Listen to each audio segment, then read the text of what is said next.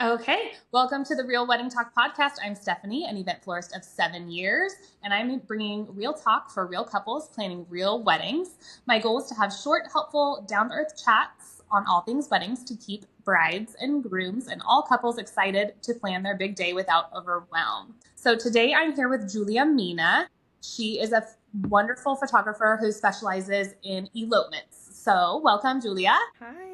Tell us how you got started in wedding photography and a little bit about your style and your business. Yeah, so I actually started photographing actually portraits at a portrait studio about 13 years ago. And I used to work for someone else, and that's where I probably photographed every different styles, everything from newborns to headshots to weddings. And I got a little bit of experience from there. And I branched off and started my own business 8 years ago. Originally, I started in weddings because that's where the market was. And as I started photographing more and more weddings, I just felt like I always I gravitated towards taking the couple somewhere like beautiful and nature, and I just couldn't figure out how to fit that in on a regular wedding day, especially if it was at a golf course or a ballroom. And then I had the opportunity to photograph an elopement, I think like beginning of 2019. And I was sold. I was like, this is what I want to do. It was a beautiful, like just a short 2 hour elopement in Carmel on the beach. And I love I Carmel. was, yeah, I was sold. It was just, I just felt like, so they had a dinner where they reserved a dinner at this restaurant, and it was like on a second deck, and they were overlooking the ocean. And in my mind, I was like, why can I go with you guys and capture this moment for you guys? Because this is like so amazing and beautiful, and you guys like flew in from a different state to do this, but they only like paid for like just the ceremony and portraits. And so I started getting into like other elopement photographers at the time. And this was right before COVID. And so I started kind of promoting elopements and then making the switch. And I even bought a course from a really, really famous elopement photographer and, started implementing everything. And then right after I started doing that, COVID hit just in time. And so my business bloomed, obviously, because of the COVID. Everyone was eloping, and I was there to kind of support everything. And that's where I learned how to basically navigate everything, because I was the go-to person for a lot of couples, and they were unsure and not knowing what to do because it was different than planning a wedding, because it's pretty standard for a wedding. There's a lot of good structures, but elopements, there's no structure. So it's almost like suddenly you have so many options and you're almost overwhelmed because of that. So yeah, that's how I got into photography. And my style, I describe it as a documentary with a touch of nostalgia. So I love nature, I love genuine emotions, and you will see a lot of my photos kind of have a lot of landscapes and incorporating landscape as part of the day. I like to edit my colors very true to color style. I want to kind of honor the actual colors of the day, so I don't really want to alter too much, but I'm kind of leaning towards more of like on the cooler side. I love greens, I love blues, so that's kind of like my style. I love that. Your website is beautiful and your social media too, but I admire the way that you're able to get like breathtaking views and still capture a moment that you can like feel.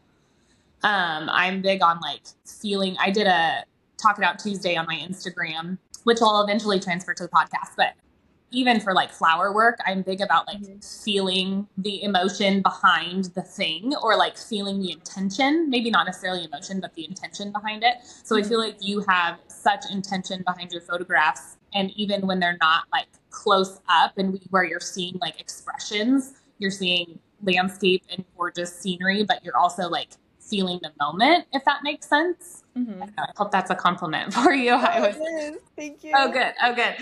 Okay, so what do you like? What are your packages when somebody elopes? Like what is considered an elopement, and then where do you move out of like? Okay, now this is no longer an elopement. This is now a wedding in the forest or whatever? Like, what's the tipping point? Yeah, so I think right now I consider, I think up to like 25 guests as an elopement since it's still small. And then anything from 30 guests to 50, I would call it an intimate wedding, so smaller scale wedding where I could photograph it by myself, but depending on the day, it's more chill, it's more relaxed.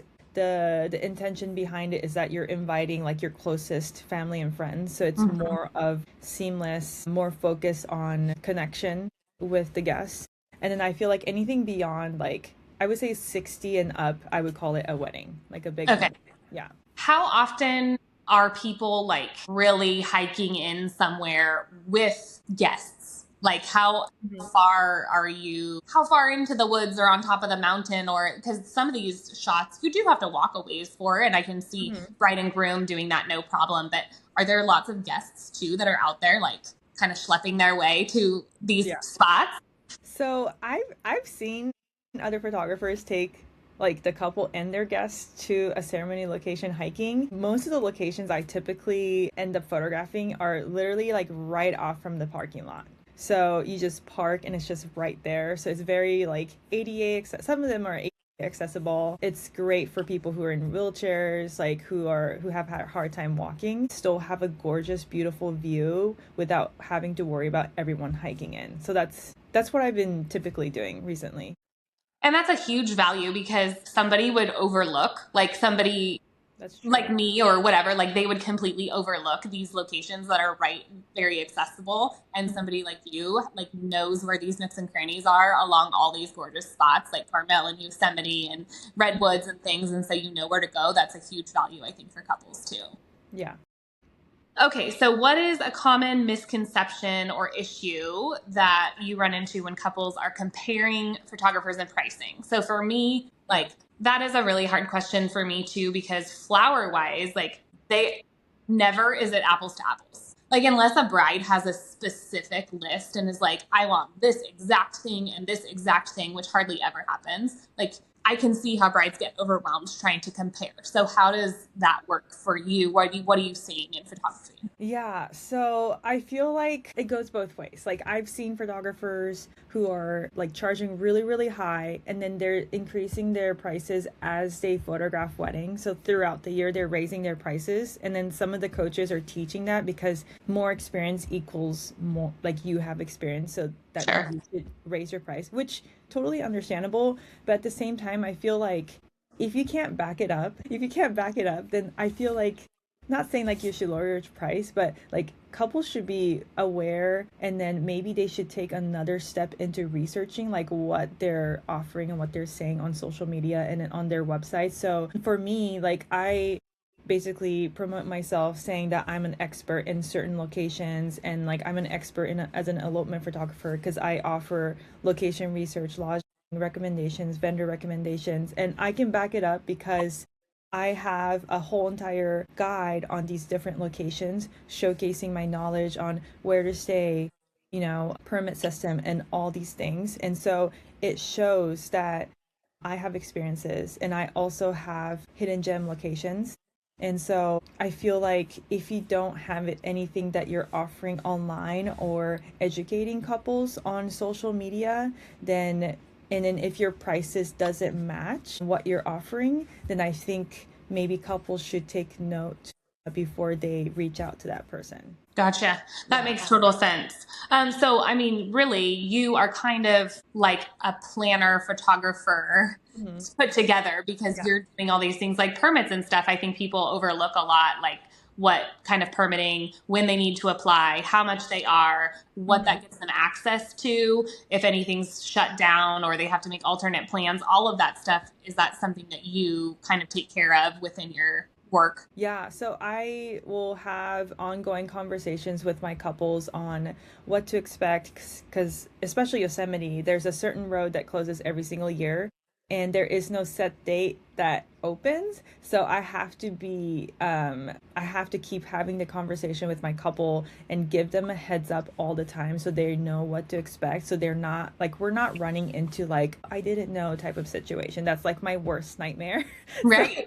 I always go over pros and cons with my couples and what to expect, what will happen, especially like Big Sur area. It's such a hit or miss if you're gonna get like sunset, or if it's gonna be like an overcast like Mm. throughout the day. So I always have this conversation with my couple, and so that they know ahead of time going into the day, and then whether they get sunset or overcast, they're going to be happy with their photos, because I'm kind of showcasing both examples of what it looks like, and so that they know exactly in their mind, so they're not disappointed on their day. So Right. mindset is like super important for me. Yeah. Like setting expectation and being realistic expectation. I like that. Yeah.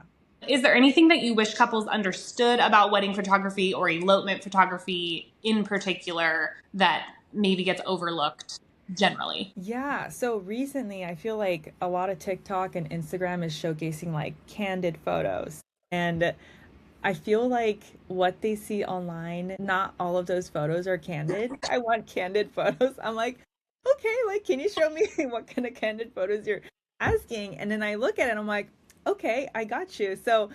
I think they're looking for like in the moment photos, but then they don't understand that these photos are all posed or directed, and it looks natural because sometimes they're looking at photos from a styled shoot, or and they can't tell the difference between a styled shoot and then like a regular wedding. And so I feel like these photos are being saturated like all over Pinterest, all over the internet, and then the couples are trying to replicate they see online, and then the reality is it's different. There's a lot more like preparation involved to get those photos. Yeah. Okay, totally. So that kind of brings us, this was a section I was going to talk about later, but the expectation versus reality. So Hmm. for me in floral world, AI has kind of taken over in like a horrible way. And I love, like, I'm a fan of AI. I think it's helpful, but like it's showing flowers that aren't real flower. Like it's making up, like literally making up a flower that doesn't exist. And brides are like, oh, I want this flower. And I'm like, that's not a real, like, it doesn't exist. And their colors that aren't real colors. And then they're like, I want my centerpieces to look like this. Like, if you look at the image, there's no vase or structure at all. It's just kind of like flowers floating above the table magically. And so I totally understand. They're like, I think Pinterest and things and AI can set an expectation that's, I feel like a dream crusher. Like all the time. I'm like, that's not real. You can't do that. Maybe you have a little bit easier time. You're like, oh yeah, we can totally do that. And you work your magic and sneak them into poses and things. But yes, so the wedding expectation has changed over the past few years. I think just with the advance of technology and like generational shifts. Hmm. What have you experienced with the, reality of wedding over the past, I feel like just maybe since, well, I feel like COVID changed. I mean, I know it boomed for you for elopements. Hmm. It slowed down probably the rest of the wedding industry because people weren't like gathering like they used to. Hmm. But then we had like after COVID, we had a boom where people were doing like these massive celebrations again because they finally got to. But now we've slowed back down. And I think everyone's like, oh, we kind of like this elopement thing. We kind of like this intimate wedding thing. So, like, what's been your experience with couples and things? Yeah, so I think 2020, 2021, even 2022, I feel like a lot of couples that hired me were just the couples. So I would just hang out with a couple, maybe few guests. I didn't have a lot of couples that wanted to bring 20 people. And then starting 2023 to 2024 and then 2025, I've seen an increase of couples inviting their families and doing like having an elopement.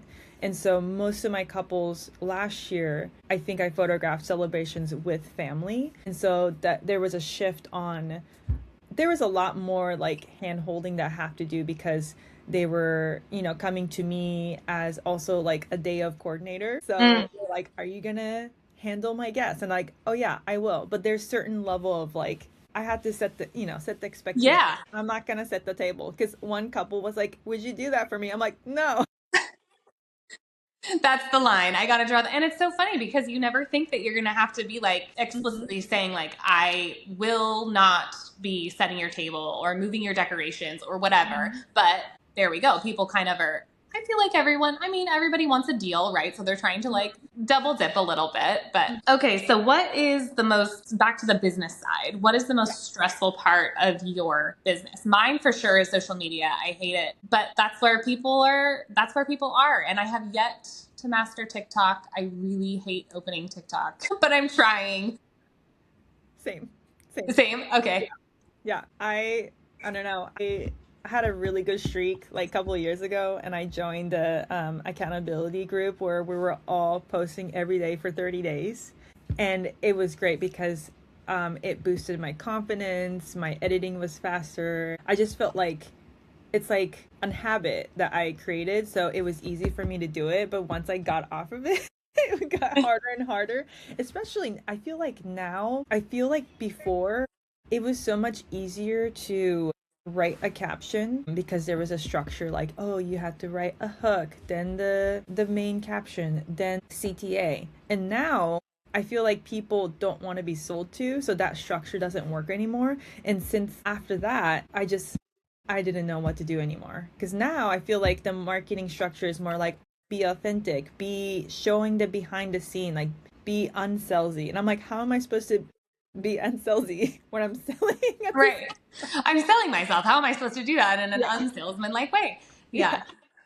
Oh, it's so hard. It takes me 100 years. I rarely really edit anything because it takes me so long. Like I just feel like I'm 100 years old and I can't, like, it does not get any better. And I'm like, for sure, this will get better. And then my kids, I have a 15-year-old and a 13-year-old, and I'm like, how's this? They're like, it's bad, Mom. I'm like, well, sorry, it's going up there anyway because I cannot fix it and I don't want to fix it. And if I don't know, I just like sending prayers up that it's going to land where it should. And it's really hard. At least you have them to look it over for you. That's so nice. They're no help. They are no help. They are adorable, but they're no help. Yeah. Okay. So from your perspective, what part of a wedding day tends to be more stressful than couples expect? And then what parts seem to be easier? For me, it's family portraits and the getting ready. As much as I love getting ready, I don't think couples understand that you need so much more time than allocated for. So I would say like the standard is an hour, but sometimes I will have couples like, oh, can we do it in 30 minutes? And I'm like, I don't think you understand. Like you're actually getting ready at the same time. And the time that I need to photograph is like at least 30 minutes. So if you're actually getting ready, then there is no time to photograph. And then if they have like family or friends, then there's always like, oh, can we do this shot really quick? My mom wants to be involved to do this. Or, oh, can we do this? Can we do that? And so I feel like I've enjoyed when I had 2 hours of time versus 1 hour of time because it feels like everyone's also like running around and rushing. So I don't know. I don't think people should go through that on their wedding day.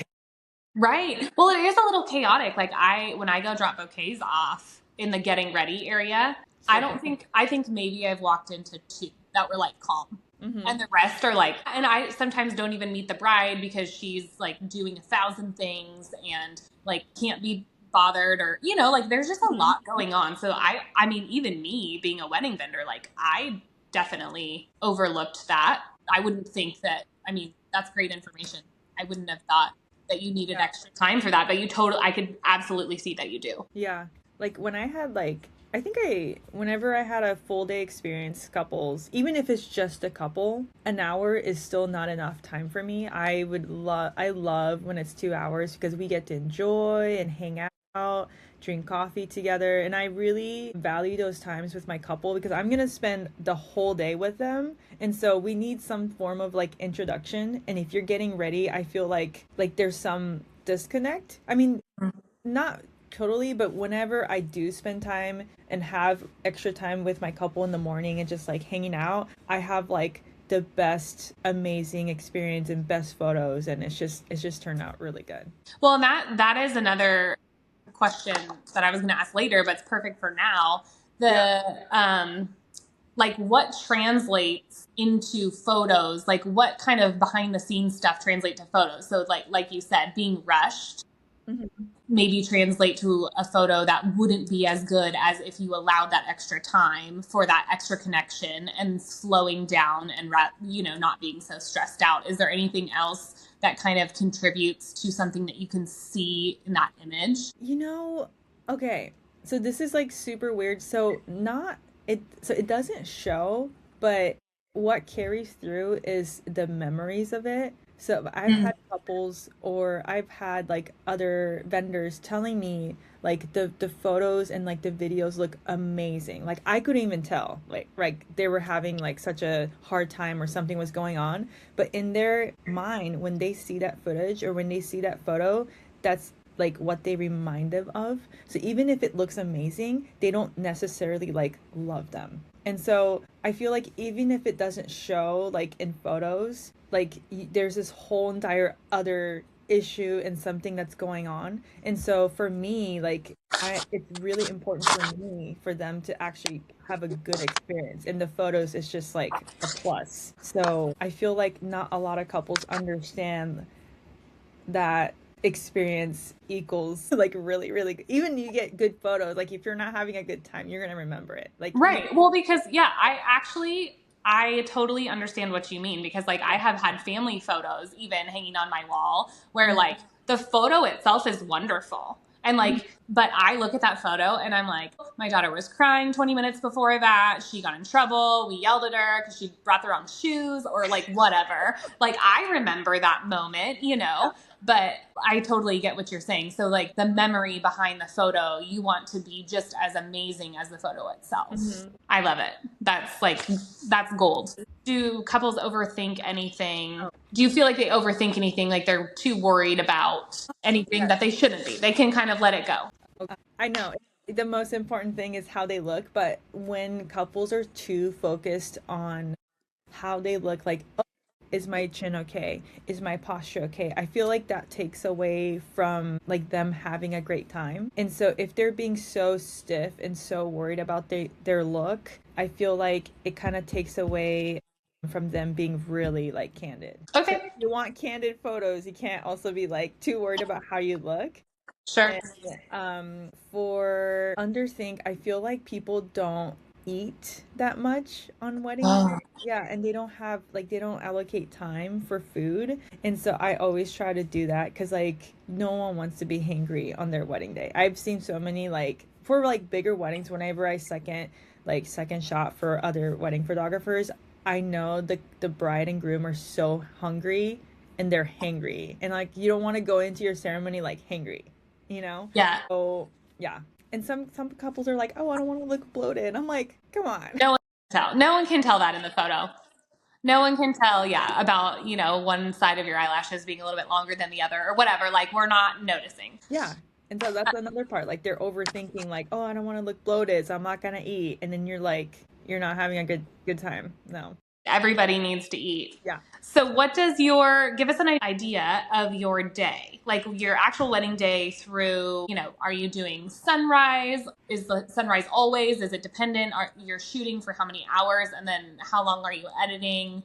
What does that process look Yeah. Oh, wow. So I feel like this is really hard for me because every experience is completely different for me because I customize the timeline to my like? couple. Okay.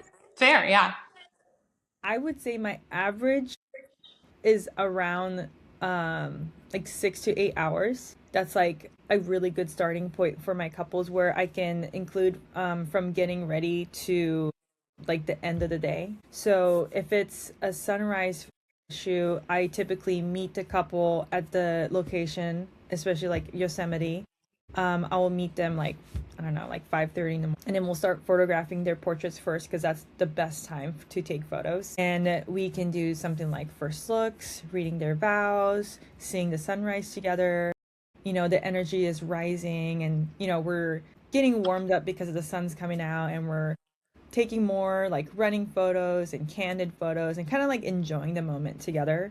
And then afterwards, we'll have a little break, maybe like breakfast. And then typically we will meet like family members to do a sunrise ceremony, like an early morning ceremony. And so that could be at the amphitheater at Glacier Point or Cathedral Beach in Yosemite where we have to drive. And so we'll have a little bit of like cool down, and then we'll have the ceremony, and then like the energy is heightened again where we'll take family photos and then maybe additional photos, and then like a morning reception afterwards. So that's Okay. yeah. It's I don't know, it's like all backwards. Sometimes I Yeah. take getting ready photos afterwards at their Airbnb because the sun is up. And so I do yeah, it's yeah. Well, I love that. I love that it's customized and you are like, Mhm. it's different every single time. It's perfect. It's a perfect answer for that. What makes a vendor team work really well together when you are dealing with other vendors? And how often do you deal with other vendors on an elopement? Are you really running into that many people, or is it kind of just you? Typically it's just me, but I do work with other videographers often, like once in a while. I feel like elopement couples don't I just wish they hire videographers more often, but it doesn't happen a lot because their budget is a little bit smaller than bigger weddings. When I do work with other vendors, my priority is communication because we're all creatives and we all have different expectations and what we're looking for. So having an open conversation of what they need and what I need really helps kind of set the expectation of the day. There's no surprises, not like I don't know, throwing a curveball at each other. And so when we're on the same page, I feel like everyone's happy. Like everyone's excited and we're having a great time. So I typically want to have like a game plan beforehand and to make sure that I also remind each other. So we're kind of like a team and we're on the same side, like helping each other. And it Yeah. just yeah. So I love that.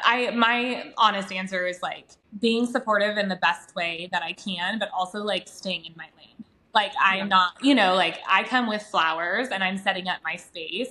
And if something's like, if the rows of the chairs are like super not symmetrical, I might fix that, or I might go to that person and be like, hey, like whether that's the event rental crew or the planner, and be like, did Hmm. you want me to fix that? Or was it supposed to be that way? Like kind of, I want everyone to be able to do, because everyone's professionals and, Hmm. the bride and groom have hired the people to do their jobs. And so I want to be respectful of that. But so like staying in my lane, but also having good communication, I would agree is very important. Okay, when things don't go exactly as they planned, which you're probably amazing at this because being kind of out in nature and stuff, what is the biggest difference to how the day turns out? Like, is it having a full belly, making sure you have water and some electrolytes, or is it just like kind of relaxing and trusting the people that you've hired? Or like, what's the biggest kind of thing that makes a difference? Definitely mindset. So honestly, like probably been to so many weddings and we know like not everything goes as planned. And I think to having the right mindset really helps kind of make or break the day. Because I feel like if you're so caught up on this one detail that didn't go exactly as you planned, I feel like it's gonna carry through the whole entire day and it's like you're not gonna enjoy your day.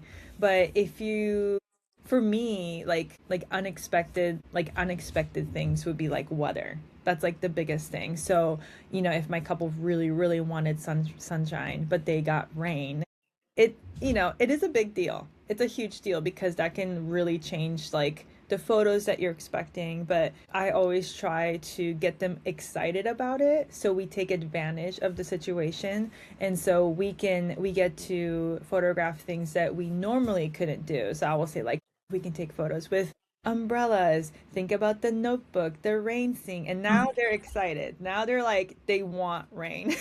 So That yeah. that's amazing. I have one of my really good friends got married in Mammoth. Mhm. I would call it an intimate, and it was during one of like a huge fire, and it was so smoky. And their photos turned out amazing because it kind of ended up looking like fog. Like the photographer was able to put them in some pockets where it was kind of like magical and like Mhm. moody. And and this is the thing about like the memory behind the photo, like the photos are amazing and she loves them, but she looks at it and she's like, we had to change our whole entire day because of this stupid fire, Yeah. and so I mean it's all a memory, but I totally love that you have all those tricks up your sleeve and that you can help people through like this is not this doesn't ruin your day. We're going to switch it around. It's going to be amazing. And here's why. That's awesome. Okay. So about your travel and your destination work. So where do you travel? Is there any limit? Where are you the most often? So I typically travel all over California at the moment. So my top three like popular locations are Big Sur, Yosemite, and Redwoods. So I Redwoods being like the tip of California, borderline Oregon. Mm-hmm. And I occasionally go to like Southern California like once a year. I don't know why, but I always like book something once a year in Southern California.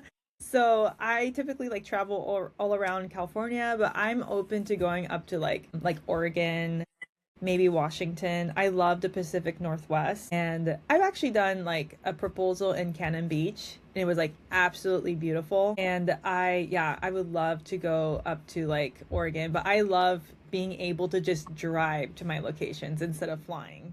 So, Okay.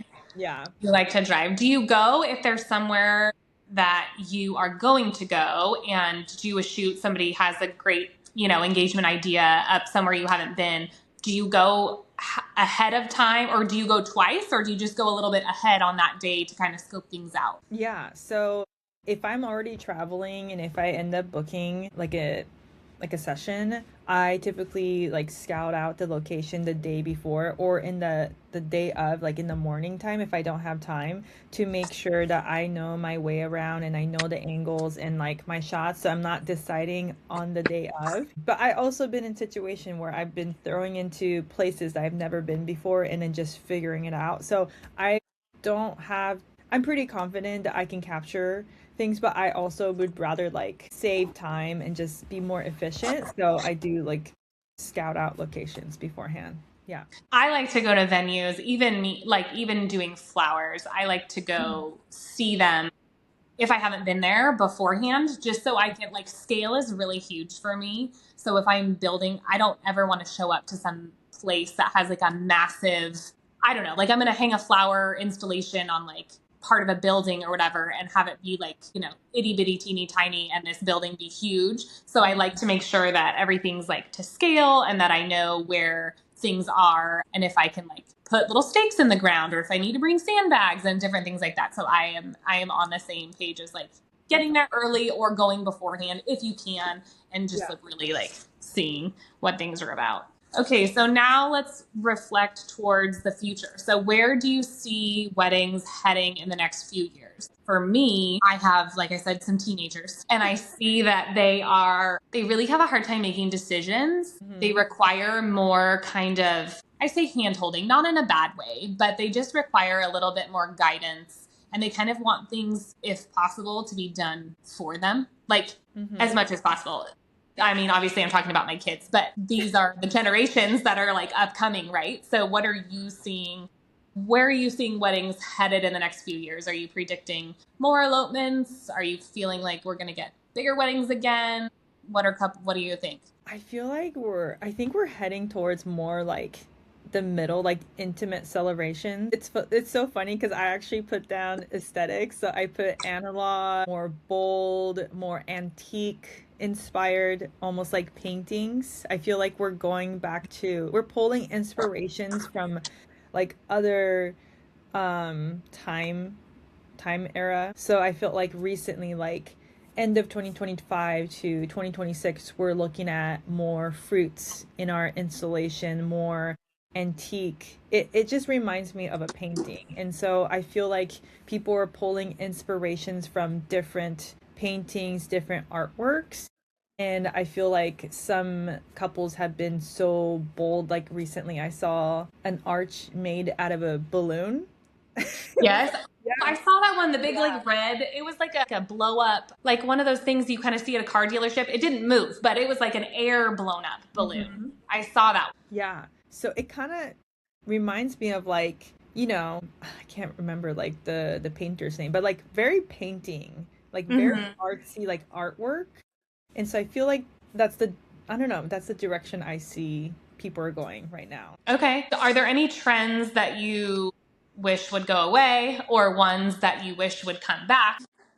So I honestly love the trends right now. It's very like I love paintings. So I love architecture. I love paintings. I love antiques. So whatever that's happening right now, I'm all for it. The only trend that I don't want it to come back is burlap. Oh, yes.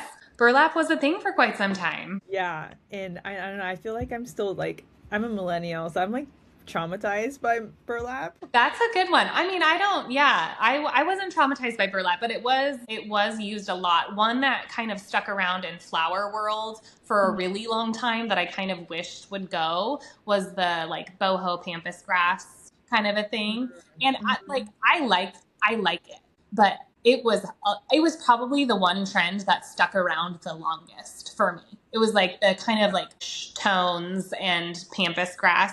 Fun fact, there's a lot of elopement spots that you can't bring pampas grass because it's an Mhm. invasive species. Mhm. So I learned all of these things. I had some weddings up in Bridgeport and in Yosemite. You can't bring it in there. So I got some really amazing faux pampas grass, which I still have. It looks really good. I don't like faux things, but this one is good. And it was able to be used in the spots. But man, I'm kind of glad that that trend has passed. I get it every now and again, and it's all good. I don't hate it. I don't hate it, but it was one that I was like, okay, we can move on now. That's true. That's true. I think during the Pampas eras, it was also like everything orange era. Do you remember Yep. that? All the Yeah. everything. I did not like that. I hated I like because I'm the opposite. I'm like very cool, true to color, green. Yeah. Orange doesn't really fit in like redwoods and beach, like greens and blues and cooler tones do.